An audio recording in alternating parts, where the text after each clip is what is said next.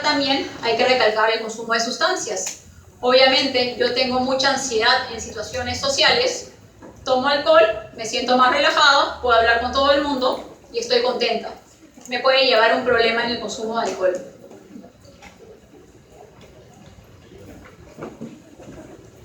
Entonces, el trastorno de ansiedad social es el miedo o ansiedad intensa en una o más situaciones sociales, ¿no? En donde la persona piensa que los otros lo están como que examinando, están haciendo una prueba, ¿no? Puede ser, como digo, desde una simple conversación, estar yo solamente con otra persona conversando, en un grupo de amigos, dar una charla, hablar por teléfono, comer enfrente de alguien.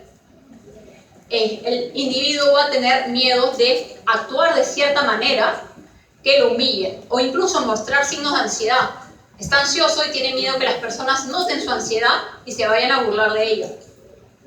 Entonces van a evitar o resistirse ante estas situaciones sociales. La persona no vino a dar su conferencia, ¿no? O persona que tiene ansiedad de comer enfrente del público, van a ver que viene a su clase, todos están comiendo y dicen, no, yo como más tarde. Nunca lo van a ver comer enfrente de ustedes. Y la ansiedad o el miedo que presenta la persona es desproporcionada al estímulo, ¿no? Es decir, obviamente lo que puede pasar o el motivo de burla, ni siquiera se van a burlar de ella, pero ella lo magnifica. Y también tiene que tener una duración de 6 o más meses.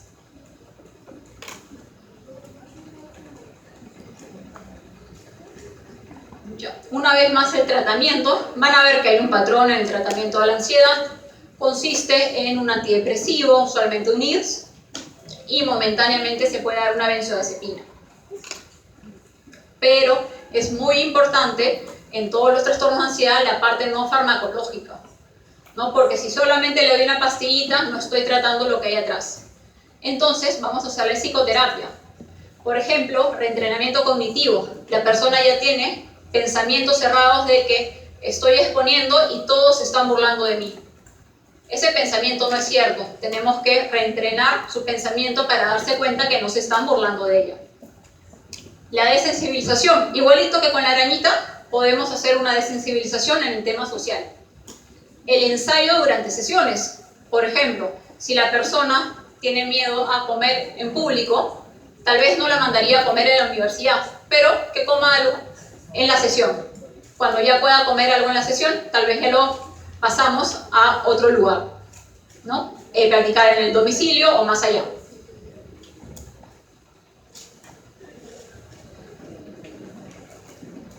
Entonces, un ejemplo es una mujer de 25 años que acude a consulta porque en su trabajo le ofrecieron un ascenso. Entonces, bueno, la paciente obviamente está feliz, le han ascendido, el trabajo es más chévere, le van a dar más plata, pero no quiere aceptarlo, porque este nuevo trabajo implica que va a tener que interactuar con empleados que no conoce y va a tener que dar charlas así en público con personas desconocidas. Entonces, esta paciente manifiesta que siempre se ha sentido nerviosa con gente nueva, ya que le preocupa que la puedan ridiculizar, ¿no? Porque ella dice, entre comillas, cosas estúpidas, cosas tontas, y por lo tanto se aterroriza de hablar en público. ¿No? Esta paciente rechazó el trabajo justamente por la ansiedad.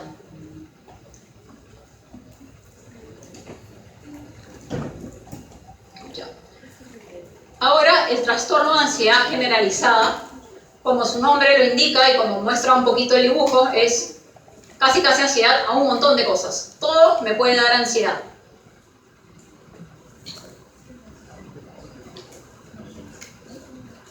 Entonces, va a haber ansiedad y preocupación excesiva sobre los diferentes acontecimientos o actividades del día a día.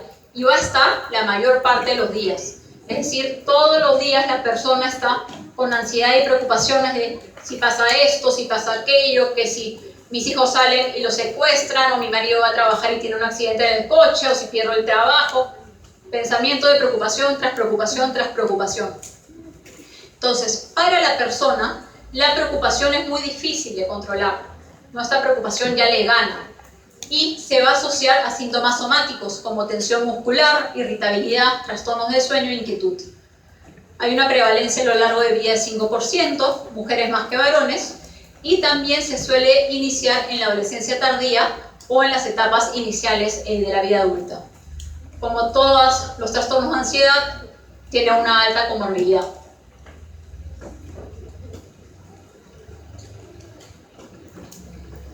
Entonces, el trastorno de ansiedad social va a ser una ansiedad y preocupación excesiva, por lo menos por 6 meses, y tiene que estar la mayoría de los días esta ansiedad o preocupación. Y se va a asociar a los síntomas físicos que comenté: inquietud o sensación de estar atrapado o con los nervios en punta, fácilmente fatigado, dificultad para concentrarse o quedarse con la mente en blanco, irritabilidad, tensión muscular o problemas en el sueño. Obviamente, este problema de ansiedad generalizada le está causando problemas en su ámbito familiar, social, laboral, en el colegio, etc.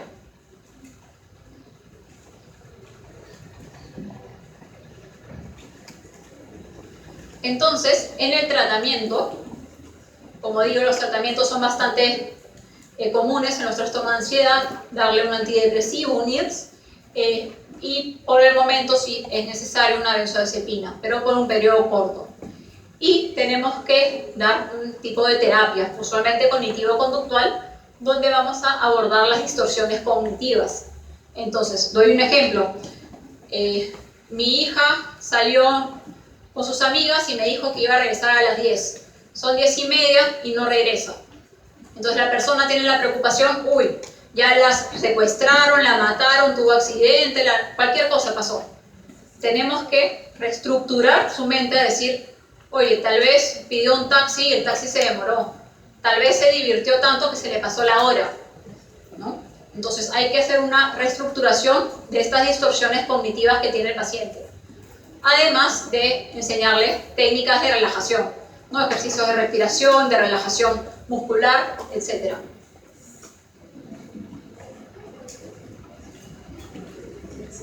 Entonces, un ejemplo es una mujer de 25 años que refiere que la mayor parte del tiempo está preocupada y nerviosa. Ante cualquier situación que puede suceder, se anticipa y piensa en lo peor que puede pasar. Estas preocupaciones le generan náuseas, dolores de cabeza y mucho cansancio. Ejemplos de preocupaciones: teme que le dé una enfermedad, que le dé cáncer, que le dé Alzheimer. Tiene 25 años la paciente. Le preocupa que pierda el trabajo. Le preocupa que no tenga dinero para pagar la hipoteca. Le preocupa que no tenga dinero para pagar el colegio de sus hijos. Le preocupa cuando sus hijos salen de casa que tengan un accidente o que los secuestren. Y así una y otra preocupación.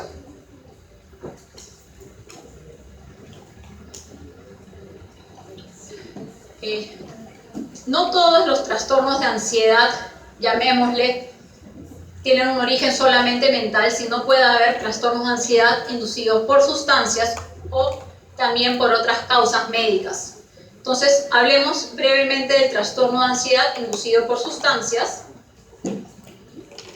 Me va a dar los clásicos síntomas de ansiedad, los ataques de pánico, la ansiedad, pero en este caso, en el trastorno de ansiedad inducido por sustancias, obviamente la ansiedad va a ser secundaria, sea a una intoxicación por una sustancia o por la abstinencia a una sustancia.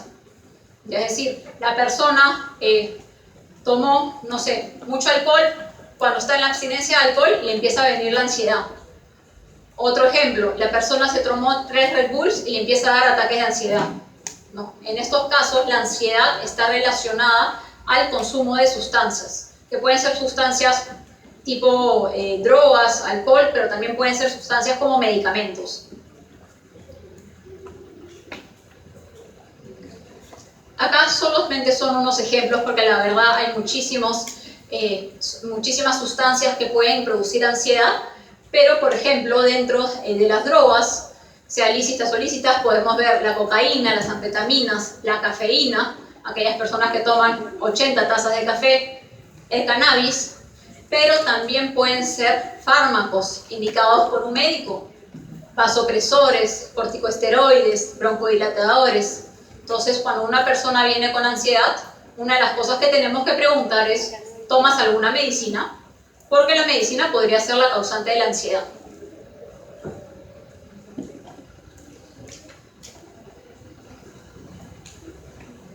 Y, como decía, puede ser ansiedad debido a sustancias o también debido a otra afección médica. Entonces, en este caso, los ataques de pánico o la ansiedad son secundarios a una enfermedad física, ¿ya? Para poder determinar que la ansiedad es secundaria a una enfermedad física, obviamente tenemos que identificar esa enfermedad física, ¿no? Pero hay cosas que nos pueden dar sospechas, ¿no? Si tenemos síntomas de hipertiroidismo, tenemos que mandarle unos exámenes, ¿no? Puede ser diferentes cosas, de un feocromocitoma, tenemos que mandar exámenes. Cuando tengamos la sospecha, tenemos que mandar los exámenes para ver de que esta ansiedad no la estemos catalogando como netamente mental, sino que puede tener una causa física. Y el tema está en que si la ansiedad es de una causa física y yo solo la trato con un antidepresivo como si fuese algo mental, obviamente la ansiedad va a seguir, porque la causa física va a seguir. Entonces lo que tenemos que tratar es la afección física detrás de la ansiedad.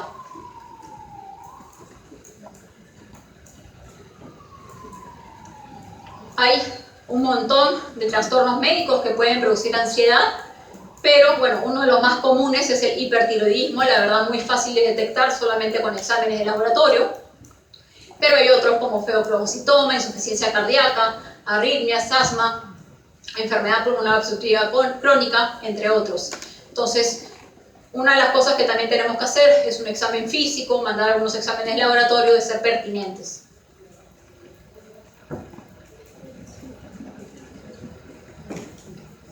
Y ahora vamos a hablar del trastorno obsesivo compulsivo.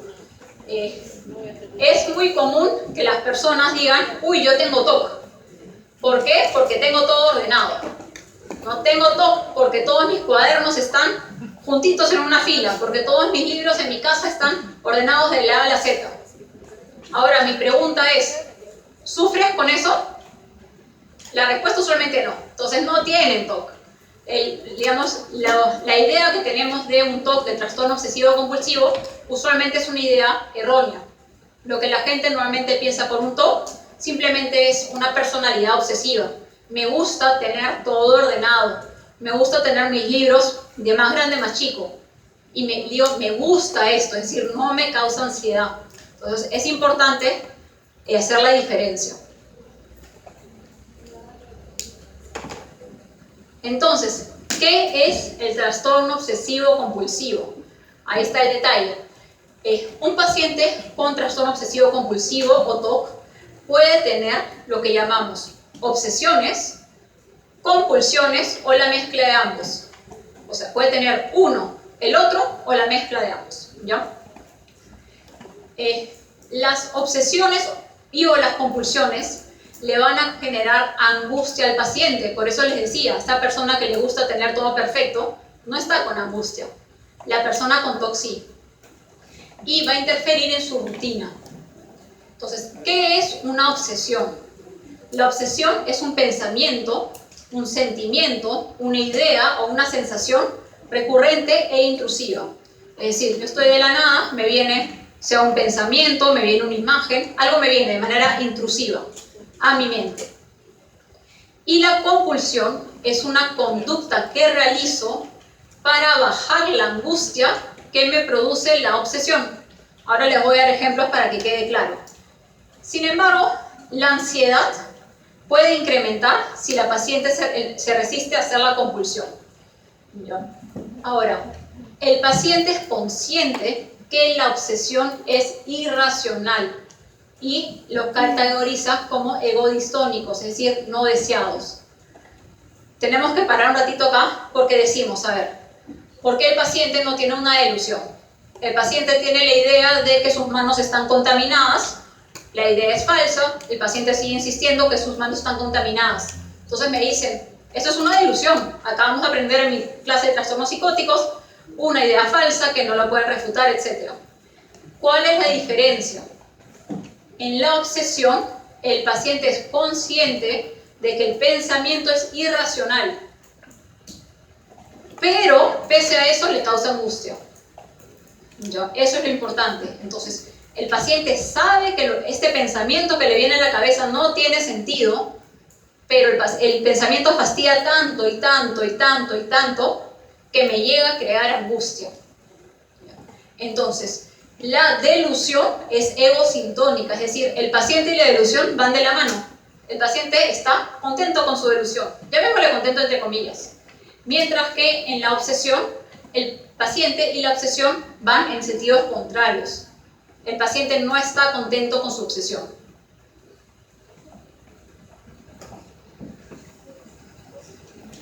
Bueno, la prevalencia a lo largo de la vida entre 2 a 3%, igual en varones y mujeres. Puede iniciarse en la adolescencia o en la infancia, pero usualmente entre los 20 años, y hay una comorbilidad frecuente. Ahora, para dar ejemplos que se entienda un poquito qué es un trastorno obsesivo compulsivo. Pongámosle la obsesión de contaminación y la compulsión de lavado, ¿ya? Entonces, yo soy la paciente y me viene la idea de que mis manos están contaminadas. Me las acabo de lavar, no importa. Me viene la idea de que están contaminadas. Tanto fastidia esta idea que yo me voy a lavar las manos. Me lavo las manos, 2 minutos, cierro el caño y vuelve la idea, mis manos están contaminadas. Pero yo me acabo de lavar las manos, soy consciente que me las lavé. Pero viene la idea y la idea es tan angustiante, me vuelvo a lavar las manos. Cierro el caño y vuelve la idea de que mis manos están sucias. Pero digo, pero me acabo de lavar las manos, pero el pensamiento sigue, me vuelvo a lavar las manos. Entonces, esta persona se puede lavar las manos 20 veces. Se puede, digamos, o sea, en cada ocasión 20 veces puede lavarse, por 30 minutos seguidos. Puede incluso decir su idea que el jabón ya no sirve y pasa a detergente, pasa, no sé, a lejía, y de verdad pasan a esas sustancias, o sea, no es broma, pasan a esas sustancias. Tanto así que el paciente puede incluso no salir de casa porque se tiene que lavar todo el día. Tenía un paciente, un adolescente, que se bañaba solamente una vez por semana porque cada vez que se bañaba se demoraba 3 horas en la ducha. Literalmente 3 horas en la ducha. Entonces, imagínense para el paciente estar lavándose y refregando 3 horas. Obviamente el paciente no quería bañarse, ¿no? Entonces, su obsesión ahí era que se bañaba y estaba sucio. Y no quería bañarse porque si no iba a pasarse sus 3 horas en la ducha. Vamos a dar otros ejemplos para que quede claro. La duda patológica. Ese es el clásico ejemplo. Yo llego a la universidad, cerré mi carro y me estoy yendo a clases. Y me entra la duda de, ¿habré cerrado el carro? Entonces, regreso. Verifiqué, está cerrado, me voy. Pero me vuelve a entrar la duda, ¿habré cerrado el carro? Entonces vuelvo. Lo cierro, está cerrado, me voy. Y me vuelve a entrar la duda. Y puedo hacer esto 20 veces. Si mi pensamiento me viene 20 veces, puedo hacer 20 veces esto. ¿Ya? Entonces, ven la angustia que le genera al paciente. Porque obviamente yo sé, oye, ya a la 5ª vez sé que la puerta está cerrada. Pero el pensamiento fastidia tanto, es tan angustiante, que de verdad me hace pensar y casi creer, oye, ¿qué pasa si lo dejé abierto y me roban todo? Entonces tengo que ir a verificar por vez número 20. ¿No? Otras obsesiones que son bastante, digamos, perturbadoras son, por ejemplo, las agresivas. Tenía un niño de 12 años más o menos que cuando estaba en la cocina y la mamá sacaba un cuchillo, le venía la imagen de que acuchillaba a la mamá. Imagínense la angustia que tiene ese niño con la imagen de que está acuchillando a su mamá. O sea, imagínense ustedes ahorita que les viene la imagen de que están acuchillando a su mamá. Pese a ser una imagen de una angustia terrible. Entonces, obviamente, este niño ni entraba a la cocina porque le venía la imagen. Las obsesiones son tan, pero tan fuertes que es casi como que te lo llegas a creer que puede ser cierto. Entonces este niño dice, pero ¿qué pasa si sí lo hago? ¿Qué pasa si el impulso cede y sí de verdad la cuchillo? Cuando lo único que es una obsesión, es una imagen, es un pensamiento, pero es muy perturbadora.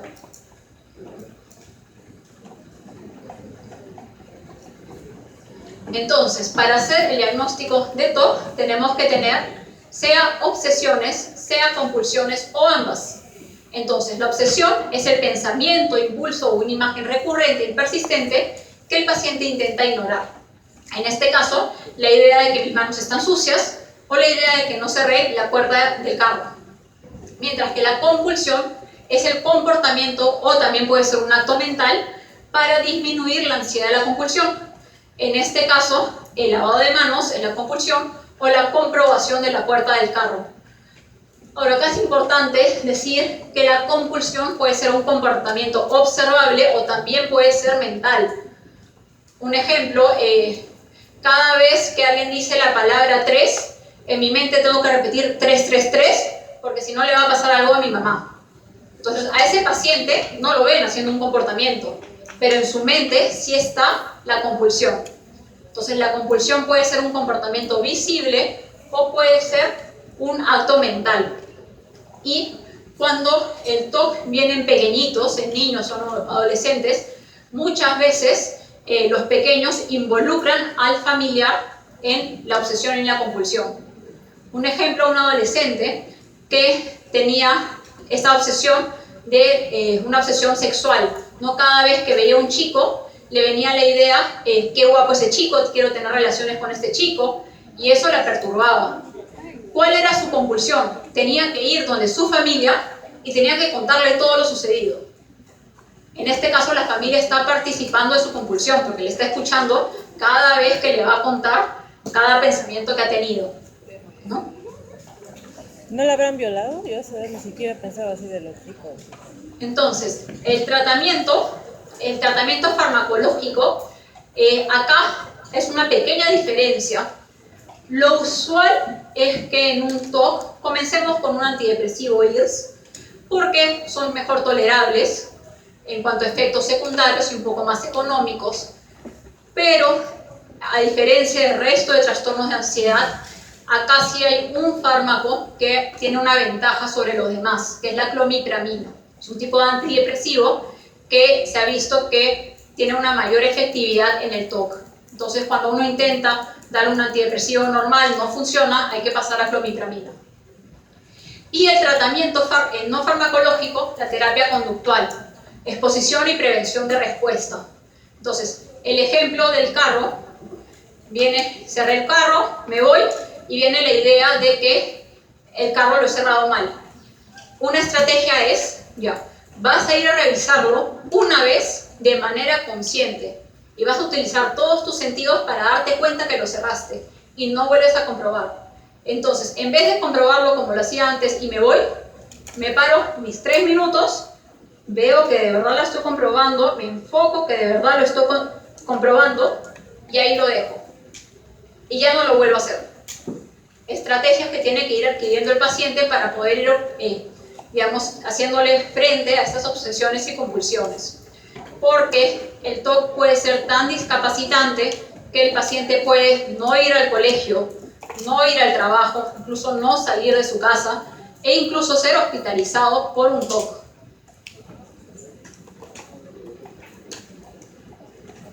Entonces, un poquito un ejemplo similar, un joven de 20 años presenta el pensamiento que cocinó y dejó la hornilla prendida. La puerta salió de la casa y dejó la puerta sin llave. Cierra el carro, lo dejó sin alarma. Entonces, cada vez que viene este pensamiento, tiene que comprobar que sí lo hizo. Pero, una vez que lo ha comprobado, vuelve a regresarse a su cuarto y dice, oye, ¿y si no lo comprobé bien? Y vuelve a ir a comprobar la hornilla, el carro y la llave, y se regresa. Y así como el ejemplo del carro lo puede hacer 10 veces. Ahora, uno dice, está en su casa nada más. ¿Qué pasa cuando este paciente sale? El paciente salió a hacer sus compras y está en WOM y le vino la idea de que dejó la llave, la hornilla prendida. Y ahí dice, se me quema la casa. Ahora, el paciente sabe que cerró la hornilla porque ya lo comprobó 10 veces antes de salir de la casa, pero le volvió a venir la idea de que dejó la llave, la hornilla prendida. Así que el paciente deja sus compras en WOM y se regresa a su casa para ver y comprobar la hornilla. Ya, entonces pueden llegar a situaciones extremas. Ahora, cuando yo les dije al inicio, un montón dicen yo tengo TOC porque soy perfeccionista con mis cosas, ya vemos que no tenemos TOC. El TOC es una cosa completamente diferente.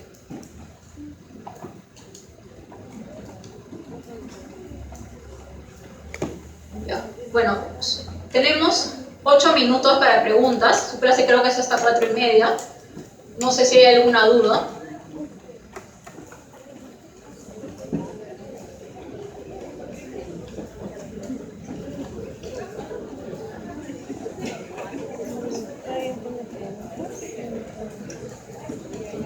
Aprovechen, chicos, si hay alguna duda. En el Zoom no le que habrán preguntado algo. Perdón. No. A ver, chicos. ¿No has visto? ¿Por qué yo? No, iba a decir si en el Zoom de repente no le están preguntando. ¿Qué? En el Zoom de repente Ah, no en le el están Zoom. preguntando. No sé. La verdad no sé cómo ver si preguntan en el Zoom. Miren mensajes. Nunca ven los mensajes de Zoom. Muchas veces gente pregunta por Zoom y los ignora como si nada.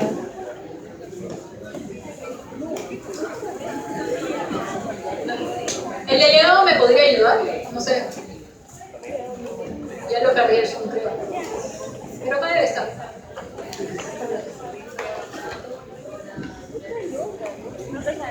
Ya.